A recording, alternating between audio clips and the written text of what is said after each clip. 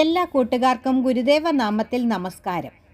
Shri Sippy പള്ളിപ്പുറത്തിൻ്റെ ഉണ്ണികൾക്ക് 108 Gurudeva കഥകൾ എന്ന ബാലസാഹിത്യ രചനയിൽ നിന്നും കന്നുകാലികൾക്കും രക്ഷാമാർഗം.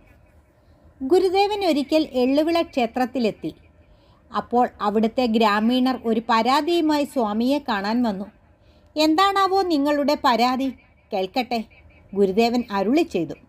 സ്വാമികളെ, ഇവിടുത്തെ നല്ല ആരോഗ്യമുള്ള പശുക്കളൊക്കെ പാടത്തും പറമ്പിലും കാട്ടിലും മേട്ടിലുമൊക്കെ വീണു ചാവുകയാണ്. എന്താണ് കാരണമെന്ന് ഒരാൾക്കും പിടികിട്ടുന്നില്ല, അവർ സങ്കടത്തോടെ പറഞ്ഞു. അത് കേട്ട് ഗുരുദേവൻ തെല്ലുനേരം മൗനമായിരുന്നു. അതിനുശേഷം അവിടെ നിന്നവരോട് ചോദിച്ചു, ആടുകളും പശുക്കളുമൊക്കെ ചത്താൽ നിങ്ങൾ എന്താണ് ചെയ്യുന്നത്? ഞങ്ങളത് പറയർക്ക് കൊടുക്കും. ഓ, അവർ അത് എന്തു ചെയ്യും? നിങ്ങൾക്ക് വല്ല പിടിപാടുമുണ്ടോ? ചത്തു വീണ് കിടക്കുന്ന സ്ഥലത്ത് വെച്ചു തന്നെ അവരതിൻ്റെ തോലുരിക്കും.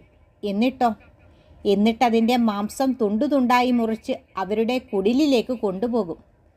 പിന്നെ അത് കുഴിച്ചു മൂടുമോ? അല്ലല്ല, അവരത് പുഴുങ്ങിയോ കറി വെച്ചോ തിന്നും. തോല് വിറ്റ് കാശെടുക്കും. ഗ്രാമീണർ ഗുരുദേവന് വിശദമാക്കി കൊടുത്തു. ഇനി മേലിൽ കന്നുകാലികൾ ചാകാനിടവന്നാൽ നിങ്ങൾ ഒത്തുചേർന്ന് അവയെ ആഴത്തിൽ കുഴിച്ചു മൂടണം, ഗുരുദേവൻ ഉപദേശിച്ചു. പിന്നെ എള്ളുവിളയിൽ എവിടെ കന്നുകാലികൾ ചത്താലും കുഴിവെട്ടി മൂടുന്നത് പതിവായി.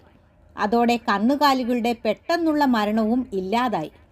അപ്പോഴാണ് പറയന്മാർ അതുവരെ കന്നുകാലികൾക്ക് വിഷം കൊടുത്തു കൊല്ലുകയാണെന്ന സത്യം അവർക്ക് ബോധ്യമായത്. അവ ചത്താൽ മാംസം പറയർക്കായിരുന്നുവല്ലോ.